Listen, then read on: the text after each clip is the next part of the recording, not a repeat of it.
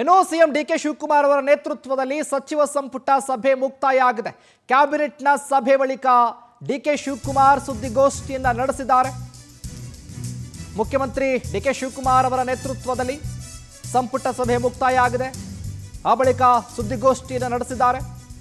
ಪ್ರಜೆಗಳ ಸಮಸ್ಯೆಯನ್ನು ಆಲಿಸಲೆಂದೇ ಪ್ರಜಾಸೇವಾ ಇಲಾಖೆ ಸೃಷ್ಟಿ ಮಾಡಿದ್ದೇವೆ. ಪ್ರಜಾಸೇವಾ ಇಲಾಖೆಗೆ ಪ್ರತ್ಯೇಕ ಸಚಿವರು IAS ಅಧಿಕಾರಿ ನೇಮಕ ಮಾಡಲಾಗಿದೆ. ಜಿಲ್ಲಾ ಉಸ್ತುವಾರಿ ಸಚಿವರು ಎಲ್ಲ ಕ್ಷೇತ್ರಗಳಲ್ಲೂ ಸಭೆ ಮಾಡಬೇಕು. ತಮ್ಮ ಜಿಲ್ಲಾ ವ್ಯಾಪ್ತಿಯ ಕ್ಷೇತ್ರಗಳಲ್ಲಿ ಸಚಿವರು ಸಭೆ ಮಾಡಬೇಕು. ಎಲ್ಲ ಸಚಿವರು 224 ಕ್ಷೇತ್ರಗಳಿಗೂ ಹೋಗಿ ಸಭೆಯನ್ನು ನಡೆಸಬೇಕು. ವಾರಕ್ಕೆ ಒಮ್ಮೆ ಶಾಸಕರ ಜೊತೆ ಜನಸ್ಪಂದನ ಸಭೆ ಮಾಡಬೇಕು. ಜನಸ್ಪಂದನ ಸಭೆಯಲ್ಲಿನ ಮಾಹಿತಿ ಪ್ರಜಾಸೇವಾ ಇಲಾಖೆಗೆ ರವಾನೆ ಮಾಡಬೇಕು. ಜನರ ಸಮಸ್ಯೆಗಳನ್ನು ಪರಿಹರಿಸೋದಕ್ಕೆ ಕ್ರಮ ಅಂತ ಸಿಎಂ ಡಿಕೆ ಶಿವಕುಮಾರ್ ಮಾತನಾಡಿದ್ದಾರೆ. ಸಂಪುಟ ಸಭೆಯಾದ ಬಳಿಕ ಸುದ್ದಿಗೋಷ್ಠಿಯನ್ನು ನಡೆಸಿದ್ದಾರೆ ಮುಖ್ಯಮಂತ್ರಿ ಡಿಕೆ ಶಿವಕುಮಾರ್. ಪ್ರಜೆಗಳ ಸಮಸ್ಯೆಯನ್ನು ಆಲಿಸಬೇಕು ಅಂತಾನೆ ಪ್ರಜಾಸೇವಾ ಇಲಾಖೆಯನ್ನ ಈಗ ಸ್ಥಾಪನೆ ಮಾಡಲಾಗಿದೆ. ಇದರಲ್ಲಿ ಸಚಿವರು ಕೂಡ ಇರ್ತಾರೆ, IAS ಅಧಿಕಾರಿಗಳು ಕೂಡ ಇರ್ತಾರೆ. 224 ವಿಧಾನಸಭಾ ಕ್ಷೇತ್ರಕ್ಕೂ ಹೋಗಿ ಶಾಸಕರ ಜೊತೆ ಮೀಟಿಂಗನ್ನು ಮಾಡಿ, ಮೀಟಿಂಗ್ ಆದ ನಂತರ ಕ್ಷೇತ್ರದಲ್ಲಿ ಇರುವಂಥ ಸಮಸ್ಯೆಗಳ ಬಗ್ಗೆ, ಕ್ಷೇತ್ರದಲ್ಲಿರುವಂಥ ಆಗು ಹೋಗುಗಳ ಬಗ್ಗೆ ಸಂಪೂರ್ಣ ಮಾಹಿತಿಯನ್ನು ಕೊಡಬೇಕಾಗುತ್ತೆ. ಪ್ರತ್ಯೇಕ ಸಚಿವರಿರ್ತಾರೆ, IAS ಅಧಿಕಾರಿಗಳಿರ್ತಾರೆ. ಹಾಗಾಗಿ ಜಿಲ್ಲಾ ಉಸ್ತುವಾರಿಗಳು, MLAಗಳು, ಶಾಸಕರು ಎಲ್ಲರೂ ಕೂಡ ಸೇರಿಕೊಂಡು ಸಭೆಯನ್ನು ಮಾಡಿದ ನಂತರದಲ್ಲಿ ಅದನ್ನು ರವಾನೆ ಮಾಡಬೇಕಾಗುತ್ತೆ. ರೈತರ ರೇಷ್ಮೆ ಮನೆಗಳಿಗೆ ವಿದ್ಯುತ್ ವಿನಾಯಿತಿ ನೀಡೋದಕ್ಕೆ ನಿರ್ಧಾರವನ್ನು ಮಾಡಿದ್ದಾರೆ. ಹೈನುಗಾರಿಕೆ ಹಸುಗಳನ್ನು ಕಟ್ಟುವ ಕೊಟ್ಟಿಗೆಗೂ ಕೂಡ ವಿನಾಯಿತಿ, ರೇಷ್ಮೆ ಮತ್ತು ಹೈನುಗಾರಿಕೆಗೆ ಉಚಿತ ವಿದ್ಯುತ್ ನೀಡೋದಕ್ಕೆ ನಿರ್ಧಾರವನ್ನು ಮಾಡಿದ್ದಾರೆ. ಸಚಿವ ಸಂಪುಟ ಸಭೆಯಲ್ಲಿ ಮಹತ್ವದ ನಿರ್ಧಾರವನ್ನು ಕೈಗೊಂಡಿದೆ ಸರ್ಕಾರ. ನೀವು ರೇಷ್ಮೆ ಬೆಳೀತಾ ಇದ್ದೀರಾ, ಹಾಗಾದರೆ ನಿಮಗೆ ವಿದ್ಯುತ್ ಫ್ರೀ. ಹೈನುಗಾರಿಕೆ ಮಾಡ್ತಾ ಇದ್ದೀರಾ, ಕೊಟ್ಟಿಗೆ ಕಟ್ಟಿದ್ದೀರಾ, ಹಾಗಾದರೆ ನಿಮಗೂ ಕೂಡ ವಿದ್ಯುತ್ ಫ್ರೀ. ಸರ್ಕಾರ ಈಗ ರೇಷ್ಮೆ ಮತ್ತು ಹೈನುಗಾರಿಕೆಗೆ ಉಚಿತ ವಿದ್ಯುತ್ ನೀಡೋದಕ್ಕೆ ಸಂಪುಟ ಸಭೆಯಲ್ಲಿ ಮಹತ್ವದ ನಿರ್ಧಾರವನ್ನು ತೆಗೆದುಕೊಂಡಿದೆ. ರೇಷ್ಮೆ ಬೆಳೆಗಾರರು ಹಾಗೆ ಹೈನುಗಾರಿಕೆ ಮಾಡುವಂಥ ರೈತರಿಗೆ ಗುಡ್ ನ್ಯೂಸ್ ಇದು. ಹೈನುಗಾರಿಕೆ ಮಾಡುವಂಥವ್ರು, ಇದರ ಜೊತೆಗೆ ರೇಷ್ಮೆ ಬೆಳೆಗಾರರಿಗೆ ಸಪ್ರೇಟಾಗಿ ಏನು ಪವರ್ ಬಿಲ್ ಬರ್ತಾ ಇತ್ತಲ್ಲ ಚಾಕಿ ಕೇಂದ್ರಗಳಲ್ಲಿ ನೀವು ಮಾಡುವಂಥ ರೇಷ್ಮೆ ಬೆಳೆಗಾರರಿಗೆ, ಅದು ಕೂಡ ಇನ್ನು ಮುಂದೆ ಉಚಿತವಾಗಿರುತ್ತೆ.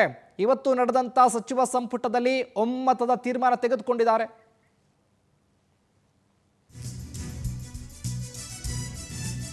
ಇನ್ನು ನೂತನ ಕಟ್ಟಡಗಳಿಗೆ OC CC ನೀಡುವ ಪ್ರಕ್ರಿಯೆ ಸರಳೀಕರಣ ಆಗುತ್ತೆ. ಕಟ್ಟಡ ನಿರ್ಮಾಣದ 15 ದಿನಗಳ ಒಳಗೆ ಅರ್ಜಿಗೆ ಅವಕಾಶವನ್ನು ಕಲ್ಪಿಸಲಾಗಿದೆ. ಮೇ 31ರ ಗಡುವು ಮತ್ತೊಮ್ಮೆ ವಿಸ್ತರಣೆ ಮಾಡಿದೆ ರಾಜ್ಯ ಸರ್ಕಾರ. ಫೋಟೋ ಮತ್ತು GPS ಸಲ್ಲಿಕೆ ಕಡ್ಡಾಯ ಮಾಡಿದೆ ಸರ್ಕಾರ. ನೂತನ ಕಟ್ಟಡಗಳಿಗೆ OC CC ನೀಡುವಂಥ ಪ್ರಕ್ರಿಯೆ ಸರಳೀಕರಣವನ್ನು ಮಾಡಿರೋದು. GPS ಕಡ್ಡಾಯವಾಗಿ ಹಾಕಬೇಕು, ಫೋಟೋ ಕೂಡ ಕಡ್ಡಾಯವಾಗಿ ಹಾಕಬೇಕು ಅಂತ ಪತ್ರಿಕಾಗೋಷ್ಠಿಯಲ್ಲಿ ಸಂಪುಟ ಸಭೆಯಾದ ಬಳಿಕ ಮುಖ್ಯಮಂತ್ರಿ ಮಾತನಾಡಿದ್ದಾರೆ. ನಾವು ಒಂದು ಸಪ್ರೇಟ್ ಮಿನಿಸ್ಟ್ರಿ, ಪ್ರಜಾಸೇವೆ ಇಲಾಖೆ ಅಂತ ಹೇಳಿ ಹೊಸಗೆ ಮಿನಿಸ್ಟ್ರಿನೇ ಫಾರ್ಮೇಷನ್ ಮಾಡ್ತಾ ಇದ್ದೀವಿ. ಅದಕ್ಕೊಂದು ಸಪ್ರೇಟ್ ಮಿನಿಸ್ಟ್ರಿ ಕೂಡ ಆ ಡಿಪಾರ್ಟ್ಮೆಂಟ್ನ ಅಟ್ಯಾಚ್ಮೆಂಟ್ ಮಾಡ್ತಾ ಇದ್ದೀನಿ. ಸೊ ಆ ಮಿನಿಸ್ಟ್ರು ಕೂಡ ಕೆಲವು ಸಂದರ್ಭದಲ್ಲಿ ರಿವ್ಯೂ ಮಾಡ್ತಾ ಇರ್ತಾರೆ. ಅದಕ್ಕೊಂದು ಸೀನಿಯರ್ ಒಬ್ಬ IAS ಆಫೀಸರ್ಸ್ನು ಅಪಾಯಿಂಟ್ ಮಾಡಿರ್ತೀವಿ. ಸೊ ಬೇರೆ ಬೇರೆ ಅಧಿಕಾರಿಗಳಿರ್ತಾರೆ. ಆಗೆಲ್ಲ ಗ್ರೀವೆನ್ಸಸ್ನೆಲ್ಲ ತೆಗೆದುಕೊಂಡು ಅವರು ಪರಿಶೀಲನೆ ಮಾಡಿ ಅವ್ರಿಗೆ ಮಾಹಿತಿಯನ್ನು ಕೊಡುವಂಥದ್ದು. ಸುಮ್ಮನೆ ಪೋಸ್ಟ್ಪೋನ್ ಮಾಡೋ ಕೆಲಸ ಅಲ್ಲ, ಬಟ್ ಅವ್ರಿಗೆಲ್ಲ ಮಾಹಿತಿ ಕೊಟ್ಟು ಎಷ್ಟು ನ್ಯಾಯವನ್ನು ಒದಗಿಸ್ಕೊಡೋಕ್ಕೆ ಸಾಧ್ಯನೋ ಅದನ್ನು ಮಾಡಬೇಕು ಅಂಥೇಳಿ ಪ್ರಜಾಸೇವೆ ಇಲಾಖೆ ಹೊಸದಾಗಿ ಕರ್ನಾಟಕ ಸರ್ಕಾರದಲ್ಲಿ ಪ್ರಾರಂಭ ಆಗ್ತದೆ. ಅದಕ್ಕೆ ಒಬ್ಬ ಪ್ರತ್ಯೇಕವಾದಂಥ ಮಂತ್ರಿಗೆ ಆ ಜವಾಬ್ದಾರಿಯನ್ನು ವಹಿಸ್ತೇವೆ. ನಾವು ಒಂದು ಸಪ್ರೇಟ್ ಮಿನಿಸ್ಟ್ರಿ. ವಿಚಾರಕ್ಕೆ ಸಂಬಂಧಪಟ್ಟಾಗೆ ಹೆಚ್ಚಿನ ಅಪ್ಡೇಟ್ ಅನ್ನು ಕೊಡ್ತಾರೆ political bureau head Raghavendra phone ಮೂಲಕ ಜಾಯ್ನ್ ಆಗಿದ್ದಾರೆ. ರಾಘವೇಂದ್ರ, ಗಮನಿಸ್ತಾ ಇದ್ದೀವಿ ಸಂಪುಟ ಸಭೆಯಾದ ಬಳಿಕ ಹೊಸ ಇಲಾಖೆ ಕೂಡ ಓಪನ್ ಮಾಡಿದ್ದಾರೆ. ಇದರ ಜೊತೆಗೆ ರೈತರಿಗೆ ಗುಡ್ ನ್ಯೂಸ್ ಕೊಟ್ಟಿದ್ದಾರೆ. ಅಪ್ಡೇಟ್ಸ್ ಕೊಡೋದಾದ್ರೆ CM ಆದ ನಂತರ ಒಂದೊಂದೇ ವಿಚಾರಗಳ ಬಗ್ಗೆ ಗಮನವನ್ನು ಹರಿಸ್ತಾ ಇರ್ತಕ್ಕಂಥದ್ದು. ಇವತ್ತು ನಡೆದಂತಹ 2ನೇ ಕ್ಯಾಬಿನೆಟ್ ಸಭೆಯಲ್ಲಿ ಕೆಲವೊಂದಿಷ್ಟು ಮಹತ್ವದ ನಿರ್ಧಾರವನ್ನ CM ಡಿಕೆ ಶಿವಕುಮಾರ್ ಅವರು ತೆಗೆದುಕೊಂಡಿರ್ತಕ್ಕಂಥದ್ದು. ಒಂದು ಪ್ರಮುಖವಾಗಿ ಒಂದು ಹೊಸ ಇಲಾಖೆಯನ್ನೇ ಇವತ್ತು ಹುಟ್ಟಿ ಹಾಕಿರ್ತಕ್ಕಂಥ ಜನಸ್ಪಂದನಾ ಕಾರ್ಯಕ್ರಮ ವಿಚಾರವಾಗಿ ಒಂದು ಹೊಸ ಇಲಾಖೆಯನ್ನ, ಜನಸೇವೆ ಇಲಾಖೆ ಅಂತ ಹೇಳ್ಬಿಟ್ಟು ಒಂದು ಹೊಸ ಇಲಾಖೆಯನ್ನ ಇವತ್ತಿನ ಕ್ಯಾಬಿನೆಟ್ ಸಭೆಯಲ್ಲಿ ಅನುಮೋದನೆಯನ್ನ ಕೊಟ್ಟಿರ್ತಕ್ಕಂಥದ್ದು. ಈ ಒಂದು ಇಲಾಖೆಗೆ ಒಬ್ಬ ಮಂತ್ರಿಯನ್ನು ಸಹ ನೇಮಕ ಆಗ್ತಾರೆ, ಜೊತೆಗೆ ಒಬ್ಬ IAS ಆಫೀಸರ್ ಸಹ ಇರ್ತಾರೆ. ಅದೇ ರೀತಿ ಏನು 224 ಕ್ಷೇತ್ರಗಳಿವೆ, ಆ 24 ಕ್ಷೇತ್ರಗಳಲ್ಲೂ ಸಹ ಹೋಗಿ ಅಲ್ಲಿನ ಏನು ಉಸ್ತುವಾರಿ ಮಂತ್ರಿಗಳು ಅಂತ ಏನ್ ಮಾಡಿರ್ತಾರೆ ಆ ಮಂತ್ರಿಗಳು ಹೋಗ್ಬಿಟ್ಟು ಶಾಸಕರ ಜೊತೆ ಸಭೆಗಳನ್ನ ಮಾಡ್ಬೇಕಾಗುತ್ತೆ. ಅಲ್ಲಿ ಆಗ್ತಕ್ಕಂತಹ ಕುಂದುಕೊರತೆಗಳ ವಿಚಾರವನ್ನ ನೇರವಾಗಿ ಈ ಇಲಾಖೆಗೆ ಕೊಡ್ಬೇಕಾಗುತ್ತೆ. ನಂತರ ಆ ಇಲಾಖೆ ರಿವ್ಯೂ ಮಾಡ್ಬಿಟ್ಟು ಅದನ್ನ ಪರಿಹಾರಕ್ಕೋಸ್ಕರ ಯಾರೆಲ್ಲ ಕ್ರಮವನ್ನ ಕೈಗೊಳ್ಬೇಕನ್ನೋದನ್ನ ಆ ಇಲಾಖೆ ಸೂಚಿಸುತ್ತೆ ಅಂತ ಹೇಳ್ಬಿಟ್ಟು DK ಶಿವಕುಮಾರ್ ಅವರು ಸ್ಪಷ್ಟವಾಗಿ ಒಂದು ಸುದ್ದಿಗೋಷ್ಠಿಯಲ್ಲಿ ಹೇಳಿರ್ತಕ್ಕಂಥದ್ದು. ಇನ್ನು ಎರಡನೇ ವಿಚಾರ, OCCC ವಿಚಾರದಲ್ಲಿ ಸಾಕಷ್ಟು ಗೊಂದಲಗಳಿತ್ತು. ಆ ಗೊಂದಲಗಳಿಗೂ ಸಹ ಇವತ್ತು ತೆರೆ ಎಳೆದಿರ್ತಕ್ಕಂಥದ್ದು. ಅದನ್ನ ಎಕ್ಸ್ಟೆಂಡ್ ಮಾಡುವ ಉದ್ದೇಶದಿಂದ ಅದಕ್ಕೆ ಸಹ ದಿನಾಂಕವನ್ನ ಘೋಷಣೆ ಮಾಡ್ತೀವಿ.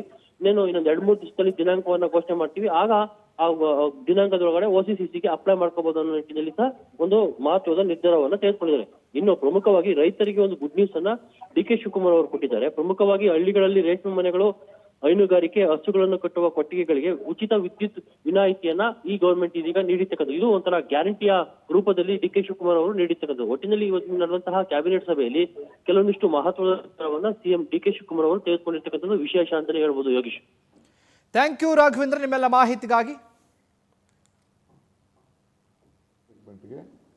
224 ಕ್ಷೇತ್ರಕ್ಕೂ ಕೂಡ ಆ ಜಿಲ್ಲಾ ಮಿನಿಸ್ಟರ್ಸ್ ಯಾರಿರ್ತಾರೆ ಒಂದೊಂದು ವಾರಕ್ಕೆ ಒಂದು ದಿನ ಕಂಪಲ್ಸರಿ ಹೋಗಿ ಅವರು ಆ ತಾಲೂಕುಗಳಲ್ಲಿ ಇದನ್ನು ಸಭೆಗಳನ್ನು ನಡೆಸಬೇಕು.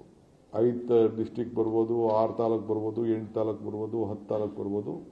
ವಾರಕ್ಕೆ ಒಂದಿನ ಕಂಪಲ್ಸರಿ ಆ ಸ್ಥಳೀಯ ಶಾಸಕರನ್ನು ಇಟ್ಕೊಂಡು ಆ ತಾಲೂಕು ಲೆವೆಲಲ್ಲಿ ಈ ಒಂದು ಪ್ರಜಾಸೇವೆ ಇಲಾಖೆ ವತಿಯಿಂದ ಜನಸಂಪರ್ಕ ಸಭೆಗಳನ್ನು, ಜನಸ್ಪಂದನ ಸಭೆಗಳನ್ನು ಕಂಪಲ್ಸರಿ ಮಾಡಬೇಕು.